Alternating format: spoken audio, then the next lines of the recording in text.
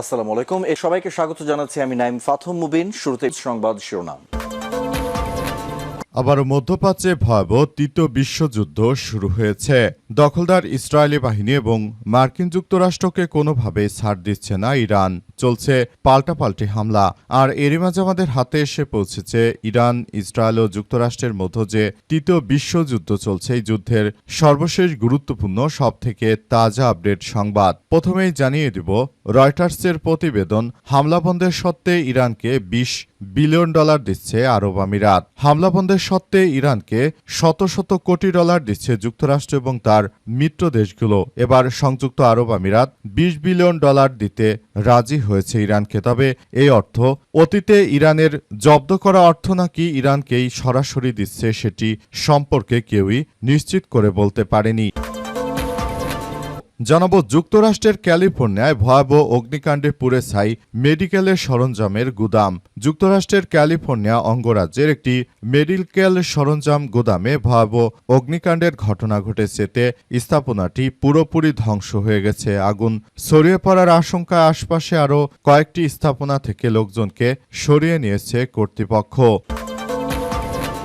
এরপর জানাবো, ইরানের ইউরেনিয়াম জব্দের মার্কিন মিশন শেষ মুহূর্তে স্থগিত করল ডোনাল্ড ট্রাম্প। ইরানের ভূগর্ভস্থ সুড়ঙ্গে মজুত রাখা উচ্চমাত্রার সমৃদ্ধ ইউরেনিয়াম জোরপূর্বক জব্দ করতে মার্কিন সামরিক বাহিনীর একটি উচ্চ ঝুঁকিপূর্ণ স্থল অভিযানের প্রস্তুতি স্থগিত করেছে যুক্তরাষ্ট্রের প্রেসিডেন্ট ডোনাল্ড ট্রাম্প। মার্কিন গোয়েন্দা ও সামরিক সূত্রে বরাত দিয়ে এক প্রতিবেদনে এই তথ্য জানিয়েছে সংবাদ মাধ্যম CNN। এদিকে শান্তি চুক্তির ইঙ্গিত ইরান যুক্তরাষ্ট্রের, বিজয় দাবি তেহরানের।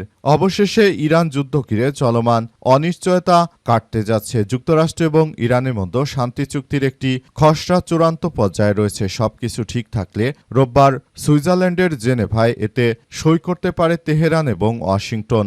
যুক্তরাষ্ট্রের সঙ্গে যুদ্ধে ইরানই বিজয়ী, রাষ্ট্রীয় টেলিভিশনে বলা হয়েছে বলে নিশ্চিত করেছেন ইরানের পররাষ্ট্র মন্ত্রণালয়ের মুখপাত্র।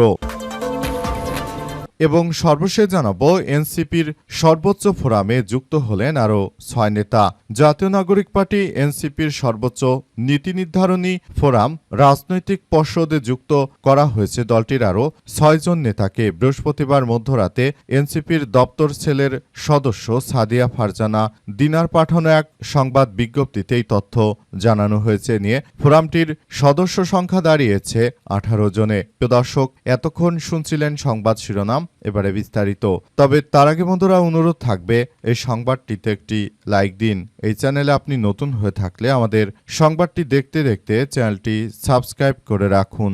কমেন্ট করে বন্ধুরা আপনার মূল্যবান মতামত জানিয়ে দিন আপনি বিশ্বের কোন দেশ থেকে বা বাংলাদেশের কোন স্থান থেকে আমাদের সংবাদটি দেখছেন এবং শুনছেন। আর বন্ধুরা, সংবাদটি আপনার সোশ্যাল মিডিয়া ফেসবুকে শেয়ার করে বন্ধুদেরও দেখার সুযোগ করে দিন। আজকের এই সংবাদ সম্পর্কে আপনার মূল্যবান মতামত কমেন্ট বক্সে কমেন্ট করে জানিয়ে দিন। গাজা যুদ্ধে আপনি যদি নিরীহ ফিলিস্তিনিদের ভালোবেসে থাকেন বন্ধুরা, কমেন্ট বক্সে ইয়েস লিখে পুরো বিশ্বকে আমাদের এই তাজা আপডেটটি দেখার সুযোগ করে দিন। এবারে বিস্তারিত। শান্তি চুক্তির ইঙ্গিত ইরান যুক্তরাষ্ট্রের, বিজয় দাবি তেহরানের। অবশেষে ইরান যুদ্ধ ঘিরে চলমান অনিশ্চয়তা কাটতে যাচ্ছে। যুক্তরাষ্ট্র এবং ইরানের মধ্যে শান্তি চুক্তির একটি খসড়া চূড়ান্ত পর্যায়ে রয়েছে। সবকিছু ঠিক থাকলে রোববার সুইজারল্যান্ডের জেনেভায় এতে সই করতে পারে তেহরান এবং ওয়াশিংটন। যুক্তরাষ্ট্রের সঙ্গে যুদ্ধে ইরানই বিজয়ী। রাষ্ট্রীয় টেলিভিশন বলেছে যে ইরানের পররাষ্ট্র মন্ত্রণালয় আমাদের নিশ্চিত করেছে যে এই যুদ্ধে ইরানই জয়ী হয়েছে।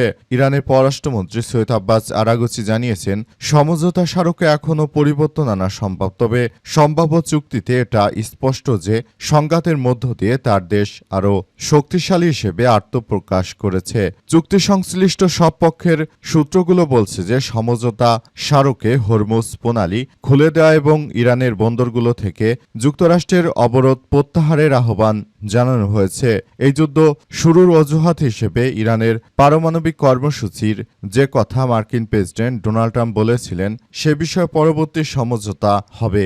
নাম প্রকাশ না করা সত্ত্বে যুক্তরাষ্ট্রের একজন কর্মকর্তা সাংবাদিকদের জানিয়েছেন যে এই চুক্তিতে ট্রাম্পের মূল লক্ষ্যগুলো অর্জিত হচ্ছে এবং তা সমঝোতার আলোচনা খুব ভালো একটি জায়গায় নিয়ে এসেছে। গত 8 এপ্রিল যুদ্ধবিরতি শুরুর পর সাম্প্রতিক আবার একে অন্যের উপর হামলা চালায় ইরান ও যুক্তরাষ্ট্র। গত বৃহস্পতিবার রাতে ইরানে কঠোর হামলা চালানোর হুমকি দিয়েছিল মার্কিন যুক্তরাষ্ট্রের প্রেসিডেন্ট ডোনাল্ড ট্রাম্প। তবে কিছুক্ষণ বাদে আবার বলেন তিনি হামলা চালাতে নিষেধ করেছেন কারণ দুই দেশের মধ্যে একটি চুক্তি প্রস্তুত। এরপরই সমঝোতা স্মারকের বিষয়টি সামনে আসে বলে জানা গেছে।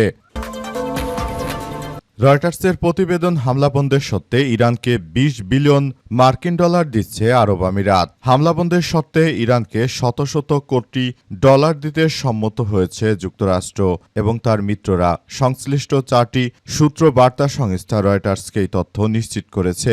গত ফেব্রুয়ারিতে যুক্তরাষ্ট্র এবং ইসরায়েল যৌথভাবে ইরানে হামলা শুরুর পরই দুই দেশের মিত্র আরব আমিরাতে পাল্টা আঘাত হানে তেহরান। এতে দেশটির অর্থনীতি ব্যাপক আকারে ক্ষতিগ্রস্ত হয়েছে। দুটি আঞ্চলিক সূত্র রয়টার্সকে জানিয়েছে যে সংযুক্ত আরব আমিরাত মোট 1000 কোটি বা 10 বিলিয়ন ডলার ইরানকে ছাড়তে রাজি হয়েছে।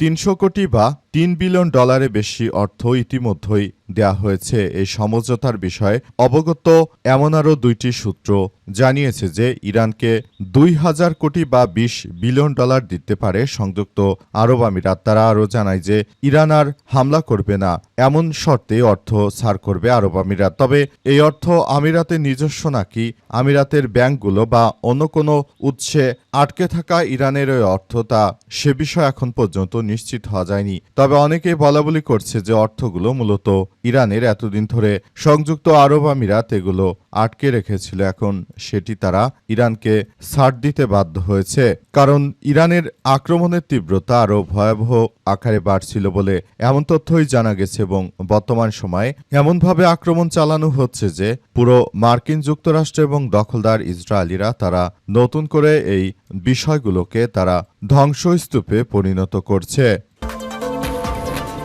যুক্তরাষ্ট্রের ক্যালিফোর্নিয়ায় ভয়াবহ অগ্নিকাণ্ডে পুড়ে ছাই মেডিকেলের সরঞ্জাম।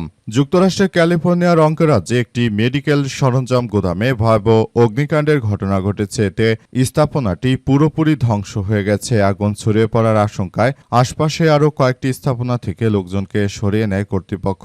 স্থানীয় সময় আজ ক্যালিফোর্নিয়ার টেসি শহরে অবস্থিত মেডলাইন এবং ব্রড ডিস্ট্রিবিউশন সেন্টারের আগুনের সূত্রপাত হয়। সান ফ্রান্সিসকো থেকে প্রায় 55 মাইল পূর্বে অবস্থিত এই কেন্দ্রটি যুক্তরাষ্ট্রের অন্যতম প্রধান চিকিৎসা ও অস্ত্রোপচার সংক্রান্ত পণ্য সরবরাহকারী প্রতিষ্ঠানের গুদাম। আগুনের পরে সড়কের অপর পাশে অবস্থিত ফেডেক্স এর একটি স্থাপনায় ছড়িয়ে পড়লেও দমকল কর্মীদের তৎপরতায় দ্রুততা নিয়ন্ত্রণে আসে। South San Joaquin County Fire Authority fire chief Randall Brandley এসব তথ্য নিশ্চিত করেছেন। ট্রেসি পুলিশ বিভাগের সার্জেন্ট মাইকেল রিচার্ডস জানিয়েছেন যে প্রবল বাতাসে আগুনের ছাই ও জ্বলন্ত কণা ছড়িয়ে পড়ার ঝুঁকি বেড়ে যায়, তাই এলাকায় একটি বড় অংশ খালি করে দেয় কর্তৃপক্ষ। মেডলাইনের এক বিবৃতিতে জানানো হয়েছে ঘটনাস্থলে কর্মরত তাদের সব কর্মী নিরাপদে রয়েছে। প্রতিষ্ঠানটির এক মুখপাত্র জানিয়েছেন যে অগ্নিকাণ্ডের বিষয়ে আমরা স্থানীয় কর্তৃপক্ষ জরুরি সেবাকর্মীদের সঙ্গে ঘনিষ্ঠ হয়ে কাজ করছি। ইরানের ইউরেনিয়াম জব্দের মিশন শেষ মুহূর্তে স্থগিত করল যুক্তরাষ্ট্রের প্রেসিডেন্ট ডোনাল্ড ট্রাম্প। যুক্তরাষ্ট্রের প্রেসিডেন্ট ডোনাল্ড ট্রাম্প জানিয়েছেন যে ইরানের সঙ্গে আমাদের সমঝোতার প্রায় কাছাকাছি পৌঁছে গেছি। সুতরাং ইরান থেকে ইরানের সমৃদ্ধ ইউরেনিয়াম আমরা যে ছিনিয়ে নেওয়ার উদ্যোগ নিয়েছিলাম সেখান থেকে বের হয়ে যাওয়ার সিদ্ধান্ত নিয়েছি বলে জানিয়েছেন যুক্তরাষ্ট্রের প্রেসিডেন্ট ডোনাল্ড ট্রাম্প। মূলত যুক্তরাষ্ট্রের প্রেসিডেন্ট ডোনাল্ড ট্রাম্প তিনি দায়িত্ব গ্রহণের পর থেকে ইরানের নেতৃত্ববৃন্দরা যুক্তরাষ্ট্রের সঙ্গে তারা দফায় দফায় বিভিন্নভাবে কার্যক্রম চালাচ্ছে এবং নতুন করে তারা ব্যাপক আকারে সবকিছু করার সিদ্ধান্ত গ্রহণ করেছে অবস্থায় আসলে পুরো পরিস্থিতি কোন দিকে যাবে সেটি এখন পর্যন্ত বোঝা যাচ্ছে না। সবকিছু ধীরে ধীরে ধ্বংসস্তূপে পরিণত হচ্ছে। মার্কিন যুক্তরাষ্ট্রের প্রেসিডেন্ট তিনি ইরানের ইউরেনিয়াম জব্দ করার জন্য যে মিশনের ঘোষণা দিয়েছিলেন, প্রকৃতপক্ষে আসলে মার্কিন যুক্তরাষ্ট্রের প্রেসিডেন্ট তিনি আসলে কোনো কিছুই করতে পারেননি। সবকিছু একদম ধ্বংসস্তূপে পরিণত হচ্ছে। যুক্তরাষ্ট্রের প্রেসিডেন্ট ডোনাল্ড ট্রাম্প তিনি শুরু থেকে ইরানের বিরুদ্ধে এই সন্ত্রাসী কার্যক্রমগুলো চালিয়ে যাচ্ছেন। তার এই সন্ত্রাসী কার্যক্রমের মধ্য দিয়ে মূলত পুরো বিশ্ববাসী ব্যাপক আকারে তাদের উপর কার্যক্রম চালাতে শুরু করেছে। মার্কিন যুক্তরাষ্ট্র এবং দখলদার ইসরায়েলিরা তারা মূলত নতুন করে এই সন্ত্রাসী আক্রমণ শুরু করার পর থেকেই মূলত নতুন করে আবার ভয়াবহ এক বিপর্যয়কর পরিস্থিতির সৃষ্টি হয়েছে। এতে তারা মূলত নতুন করে এক ভয়াবহ বিপজ্জনক পরিস্থিতির মধ্যে নিয়ে যাচ্ছে দখলদার ইসরায়েলি বাহিনী এবং মার্কিন সন্ত্রাসীরা। তারা মূলত যে ধরনের কার্যক্রম চালাতে শুরু করেছে এটা কোনোভাবেই আসলে গ্রহণযোগ্য হতে পারে না। তারা মূলত